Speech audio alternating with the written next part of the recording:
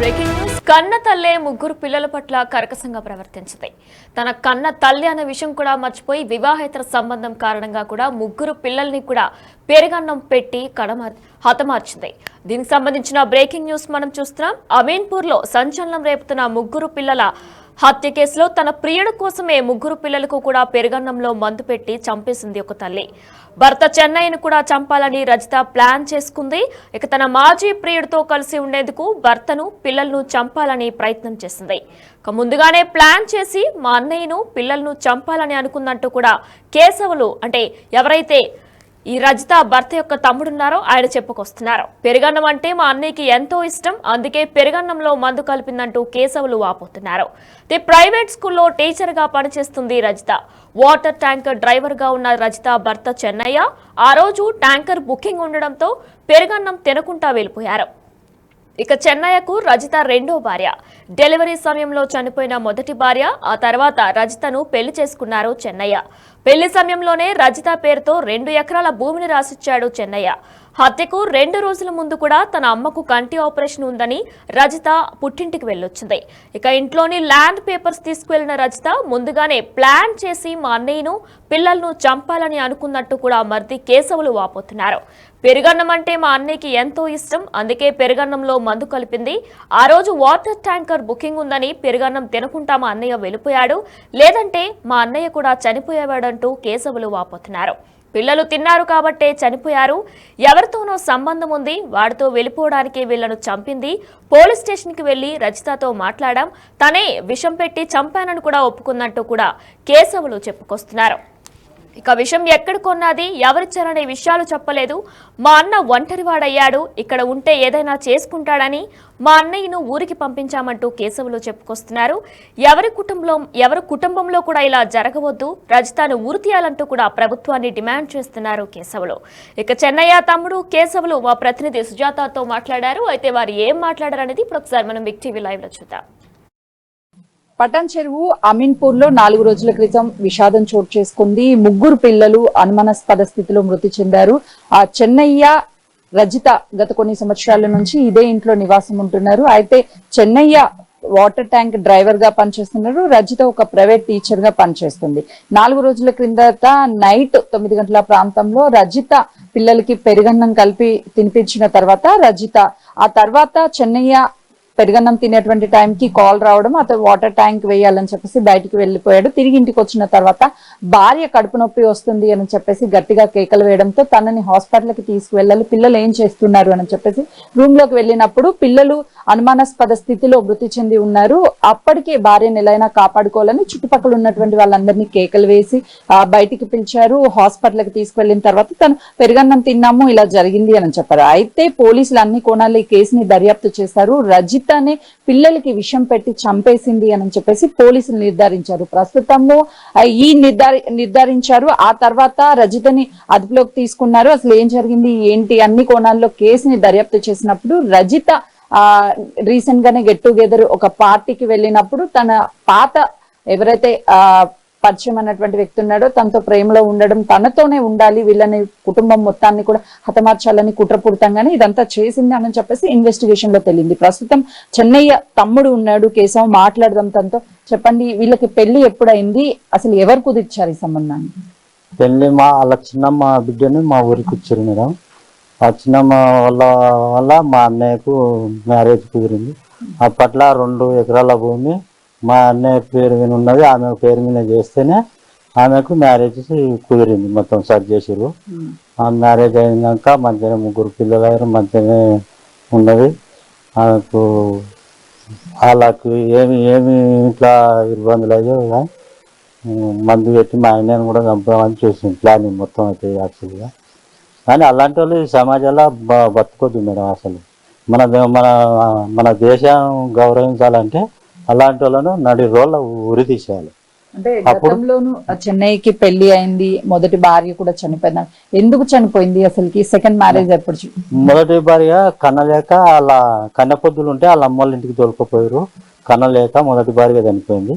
ఆ భార్య చనిపోయిన తర్వాత ఎవరైతే వాళ్ళ చిన్నమ్మ ఉందో వాళ్ళ చిన్నమ్మ బిడ్డని మా ఊరికి ఇచ్చారు. వాళ్ళ ద్వారా ఈ అమ్మాయి సంబంధం కుదిరింది. అంటే పెళ్లి చేసేటప్పుడు ఏమైనా కండిషన్స్ పెట్టారా వాళ్ళు? సెకండ్ మ్యారేజ్ చేసుకుంటున్నాము, మా అమ్మాయిని ఇస్తున్నామని అలాంటివి ఏమన్నా? మా అమ్మాయిని ఇస్తున్నాం, మా అమ్మాయికి ఏం గ్యారంటీ? ఫస్ట్ ఇట్లా అయింది అంటే 2 ఎకరాల భూమి వాళ్ళ అమ్మాయి పేరు మీద చేస్తేనే అప్పుడు మా అన్నను పెళ్లి చేసుకోగలిగింది. ఇంకా తర్వాత ఈ విషయం జరిగింది, దారుణమైన ఘోరమైన విషయం. వీళ్ళిద్దరి మధ్య ఎప్పటి నుంచి గొడవలు ఉన్నాయి? తను ఎవరితోనైనా కాల్స్ మాట్లాడడం కానీ ఏమైనా షేర్ చేస్తూ ఉంటాడా చెన్నయ్య మీకు? మా అత్తే ఒకప్పుడు ఇద్దరికి చిన్న చిన్న ఫ్యామిలీ చిన్న చిన్న గొడవలు అయితే ఒకసారి మేము చదువు చెప్పినాం, ఒకసారి వాళ్ళ అమ్మలు చదువు చెప్పారు. లాస్ట్కు ఇది కాకముందుకు, ఈ షూ కాకముందుకు ఒకసారి వాళ్ళ అమ్మలు అల్లిగి వాళ్ళ అమ్మోళ్ళ ఇంటికి పోతే వాళ్ళ అమ్మలు చదువు చెప్పారు. అప్పటి నుండి దగ్గర సంవత్సరంన్నర వరకు అసలు ఈ గొడవలు అనేదే లేదు. అసలు మా మా మా ఇంటికి కూడా ఎక్కువ శాతం ఆ పిల్లలు కూడా మా ఇంట్లోనే ఉండేది ఆ సంవత్సరం అవతల.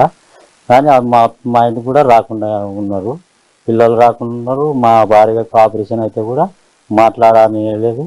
ఇంకా అంతా వాళ్ళే మంచిగా ఉంటే చాలని మేము అనుకున్నాం, కానీ ఇంత దారుణమైన ఘోరమైనది జరుగుతుందని మేము. ఏ విషయంలో ఏడాది కిందట వాళ్ళ మధ్య గొడవ అయ్యింది, ఏమని సర్ది చెప్పారు?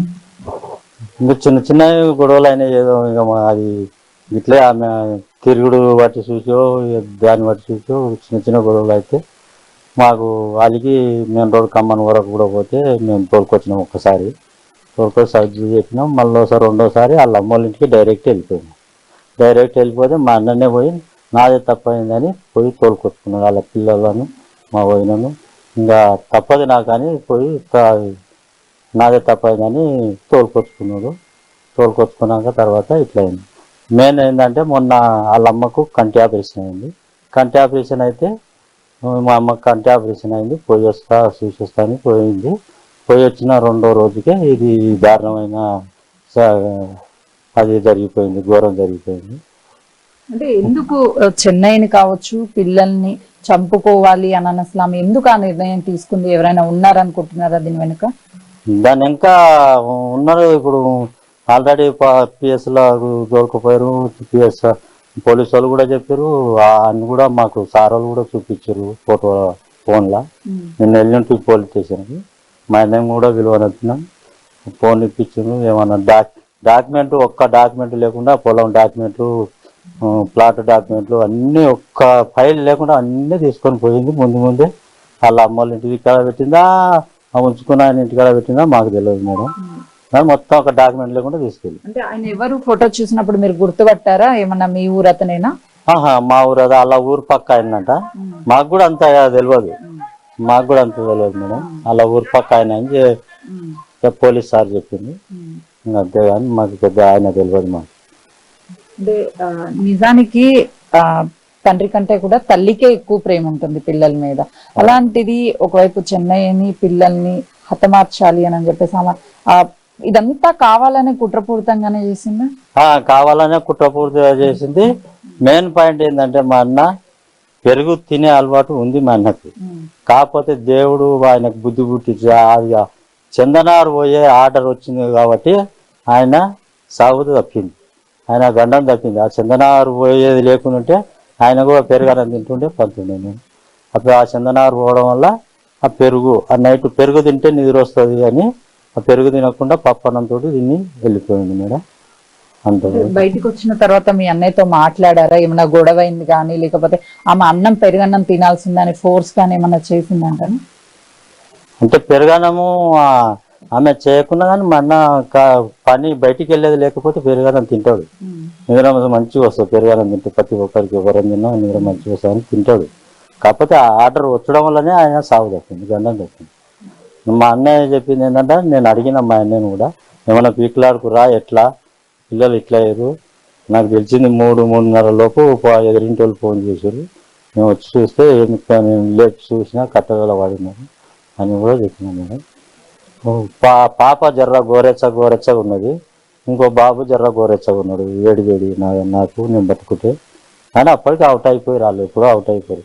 ఇంకో చిన్నపిల్లాడైతే చల్లగా ఐసులేక అయిపోయింది, మొత్తానికి ఏం లేదు. చాలా ఘోరమైన సాగు మేడం. అలాంటి వాళ్ళను మన దేశం గౌరవించాలంటే అలాంటి వాళ్ళు ఉరి తీయాలి, ఏం లేదు మేడం, ఉరి తీసేయాలి. నాకు మనసులో ఉన్న కోరిక అయితే ఆమె ఉరి తీస్తేనే మాకు అప్పుడు మనశ్శాంతి ఉంటుంది మేడం. అంతవరకు దగ్గర అయితే ఆమెకు ఇంకా మాకు మనశ్శాంతి అనేది ఉండదు. 3 పిల్లలు మేడం. మాకు చిన్నప్పుడు వాళ్ళ అమ్మోళ్ళ ఇంటికి ఏదైనా ఫంక్షన్కి పోయినా కానీ మా ఇంట్లో వదిలిపెట్టిపోయి వాళ్ళు. మేము మా కన్న పిల్లల కన్నా ఎక్కువ చూసుకున్నాం మా పిల్లలు.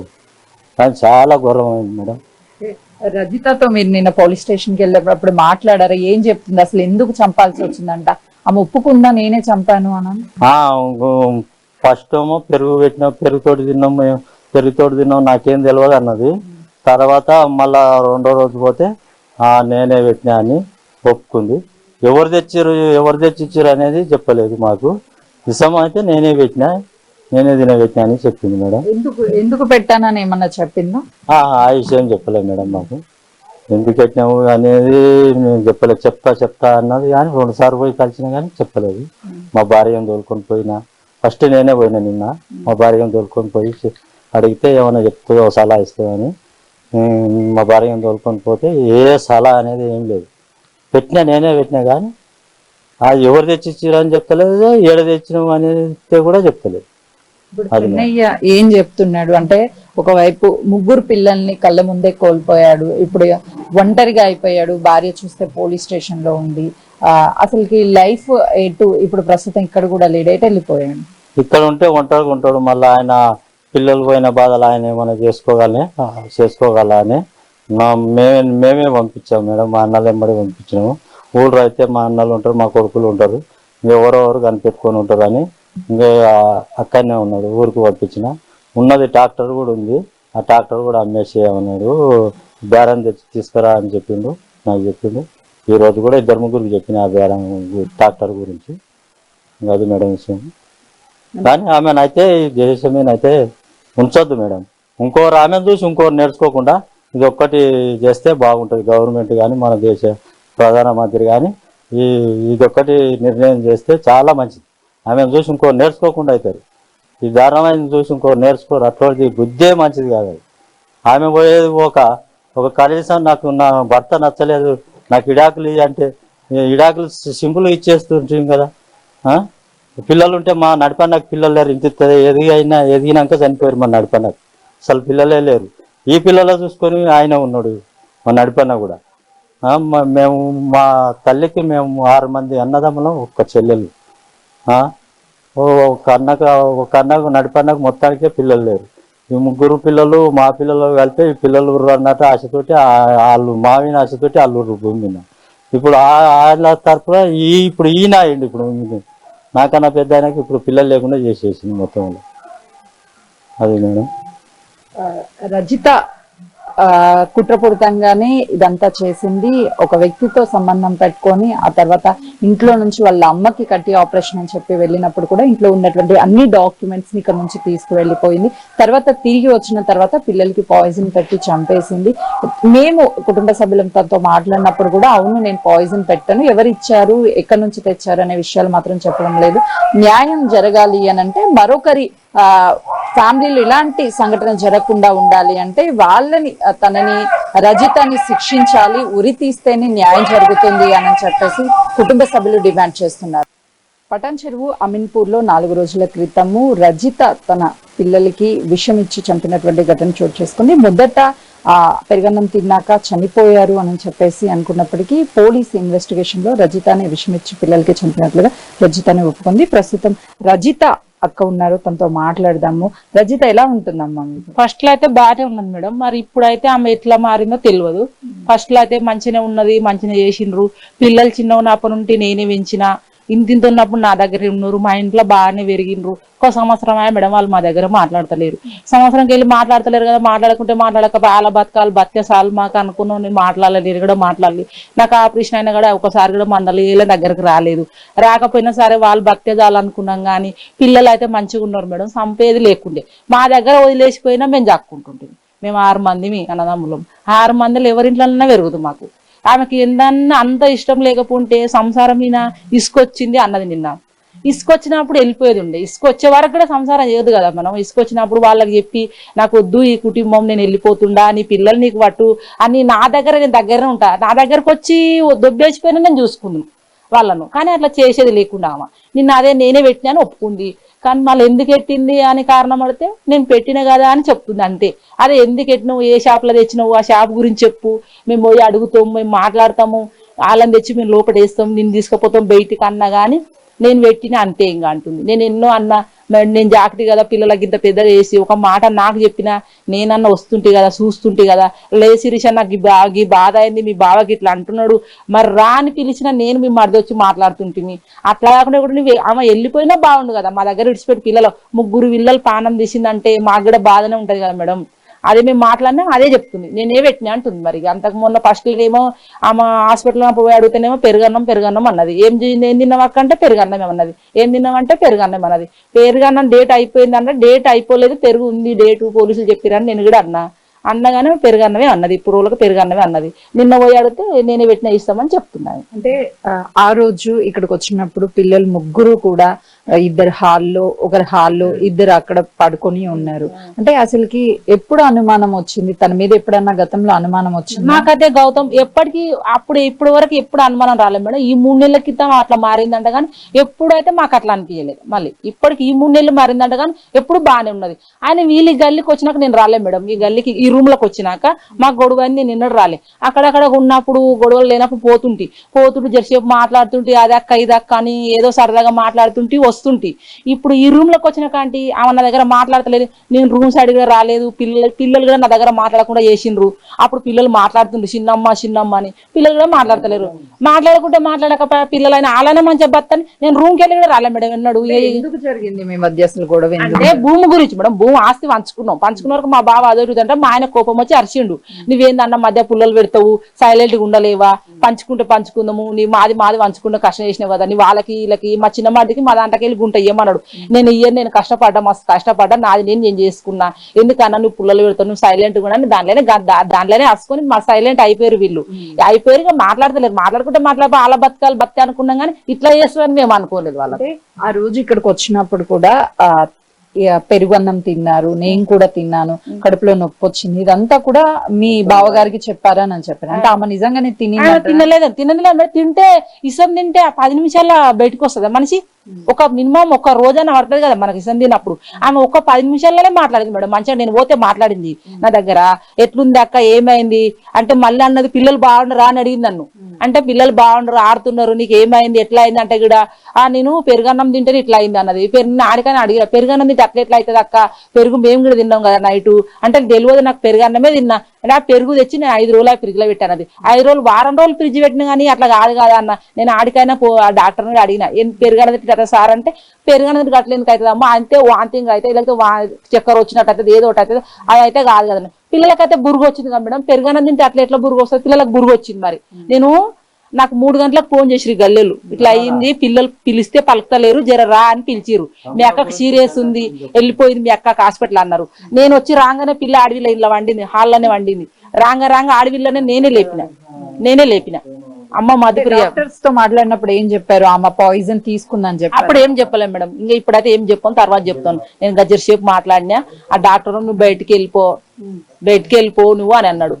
బయటకు వెళ్ళిపో అన్నమాట. నేను బయటకు వచ్చి నేను మళ్ళీ పిల్లల దగ్గరికి వచ్చిన మేడం. ఇక నేను ఫస్ట్ పాపను వచ్చి లేపిన. రాగానే లేపితే పిల్ల అప్పటికే నురుగా కక్కింది. నేను అప్పటికే భయం బయటపోయి నేను మొత్తుకున్నా. పిల్ల చనిపోయింది, ఇక బతకలేదు పిల్ల అంటే మా ఆయన లోపల చూస్తే ఆ పిల్లలు చనిపోయారని మా ఆయన వచ్చి మొత్తుకున్నాడు. మాకైతే ఫస్ట్ అనుమానం ఏం లేకున్నది మేడం. ఈ 3 నెలలు ఆమె ఎట్లా మారిందో మాకు తెలియదు మేడం. మరి మేము దగ్గర లేము. వేరే ఒక ఫ్రెండ్ పరిచయం అయ్యాడు, తన క్లాస్మేట్, పార్టీకి వెళ్తే అతనితో వెళ్ళిపోవడానికి ఇదంతా చేసిందని కూడా అంటున్నారు. వాస్తవం అంటున్నారు కానీ నాకు అదే చెప్తున్నా, ఈ 3 నెలలకు ఇద్దరికి ఏం జరిగిందో తెలియదు. ఇంకా మా బావ అడితే మా బావ నాకు తెలియదమ్మా, నాకు కూడా అంత అనుమానం రాలేదురా అన్నాడు. నిన్ను అడిగితే మా ఆయన నుండి నీకు తెలియలేదన్న, ఇంతనన్నా నిగపెట్టలేదంటే నాకు అంత అనుమానం రాలేదురా, నా పెళ్ళమే కదా అనుకున్నా కానీ ఇట్లా చేస్తుందని నేను అనుకోలేదు కదా అని ఆయన అంటున్నాడు. ఏం చేస్తుంది రజిత? ఏం చేస్తుంది ఆమె ఇన్ని రోజులు ఖాళీనే ఉంటుండే మేడం, ఖాళీనే ఉంటుండే. ఇప్పుడు 2 సంవత్సరాల గిడ స్కూల్ ఉంది, ఎక్స్పీకిస్ లో చేస్తుంది. 2 సంవత్సరాలు ఆమె టీచర్ చేస్తుందంట. ఆ టీచర్ కూడా చేస్తుంది మాకు తెలియదు, జాయిన్ అయింది నాకు తెలియదు. చేస్తుంది అంటే వేరే వాళ్ళు అంటేనే తెలిసింది చేస్తుంది, మీ యారాలు డ్యూటీ చేస్తుంటే చేసుకొని బతకనిక చేసుకుంటుంది అనుకుంటున్నాం కానీ మాకు ఇట్లా చేస్తుందని మాకు తెలియదుగా మేడం. ఎంత వయసు ఉంటదమ్మా ముగ్గురు మేడం? పిల్లలక పాపకు 10 సంవత్సరాలు, బాబుకు 11, ఆయనకేమో 9 సంవత్సరాలు ఏమో అంటున్నారు. చిన్న బాబు పిల్లలు అయితే బాగా ఉన్నోళ్ళు కదా వాళ్ళకు పిల్లలకు సంవత్సరం తేడా మేడం వాళ్ళకి అట్లా జరిగింది అలా. అయితే రజిత ఈ 3 నెలల నుంచే మారింది, అంతకు ముందు కుటుంబ సభ్యులతో బానే ఉండేది, ఎక్కడ గొడవలు ఉండేవి కాదు అని చెప్తున్నారు. రజిత పిల్లలతో చాలా బాండింగ్, అంటే వాళ్ళ అన్నయ్య ఉన్నాడు తనతో మాట్లాడదాము. ఆ పిల్లలు ముగ్గురు చాలా చిన్న పిల్లలు, పాయిజన్ ఇచ్చేసి చంపేశారు. అసలు ఆ పిల్లలు ఎలా ఉండేవాళ్ళు? తమ్ముడు చాలా మంచోళ్ళు, మా చెల్లి కూడా చాలా మంచిది, అందరు మంచోళ్ళు. రోజు స్కూల్ నుంచి వెళ్తే హాయ్ అన్న చెప్తారు అంతే. అంటే చెప్తూ ఉంటారా, అన్న నేను మంచిగా చదువుకుంటాను, ఇలా నేను మంచి ఆఫీసర్ అవుతానన్నా, లేకపోతే నేను మంచిగా ఇట్లా ఇంజనీరింగ్ అట్లా మాట్లాడుతూ ఉంటారా? ఆ పిల్లలు ఎట్లా యాక్టివ్ గా ఉంటారు? ఇన్ని రోజుల నుంచి మేము మాట్లాడలే వాళ్ళ దగ్గర, వాళ్ళు మా దగ్గర మాట్లాడలే. రోజు నేను స్కూల్ నుంచి వస్తాను కాబట్టి వాళ్ళు చెప్తారు హాయ్ అన్న అంతే, ఇంకా వాళ్ళు ఏం చెప్పారు. ఇట్లా నేనేం చదువుతాను మంచిగా చదువుతానో వాళ్ళు ఏం చెప్పారు. అంటే ఈ మధ్య మీరు మాట్లాడుకోకపోయినప్పటికీ మీకంటే చాలా వయసులో చిన్న వాళ్ళు కాబట్టి ఆ బాండింగ్ ఉంటది కదా, పుట్టినప్పటి నుంచి మీ ఇంట్లోనే ఎక్కువగా ఉండుంటారు. సో ఎట్లా ఉండేవాళ్ళు వాళ్ళు? చాలా మంచిగా ఉండేది, మాతో మంచిగా ఆడుకునే వాళ్ళు, చాలా ఎంజాయ్ చేస్తుంటే. చాలా మిస్ అవుతున్నా వాళ్ళని కూడా. మా పెద్దమ్మ ఎందుకు చేసిందో నాకు తెలియదు, అలా చాలా ఏడుపు వస్తుంది నాకు కూడా. అయితే రజిత ఆ పిల్లల్ని ముగ్గురిని కూడా పాయిజన్ ఇచ్చి చంపేసింది. కానీ ఎంత యాక్టివ్ గా పిల్లలు ఉండేవాళ్ళు. స్కూల్ కి వెళ్ళేటప్పుడు అంటే వీళ్ళ అన్నదమ్ముల మధ్య చిన్న గొడవైనప్పటి నుంచి ఒక 1 year నుంచి మాటలు లేనప్పటికీ కూడా వాళ్ళ కజిన్ అన్నయ్య ఎవరైతే ఉంటారో ఆ అన్నయ్యకి ఆ పిల్లలు హాయ్ చెప్తూ స్కూల్ కి వెళ్ళేటప్పుడు వచ్చేటప్పుడు మాట్లాడుతుండేవాళ్ళు. కానీ ఎందుకు చేసింది అన్న రీజన్ ఇప్పటికీ తెలియదు. కానీ బయట మాత్రం తను వేరే వ్యక్తితో పరిచయం ఏర్పడి తనతో ఉండాలి అని నిర్ణయించుకొని పిల్లల అడ్డుని తమ అన్న అడ్డుని భర్త అడ్డుని తొలగించడానికి ఇదంతా చేసింది అని చెప్పేసి వాళ్ళ కుటుంబ సభ్యులు చెప్తున్నారు. కెమెరామెన్ సురేష్ తో సుజాత, అమీన్పూర్.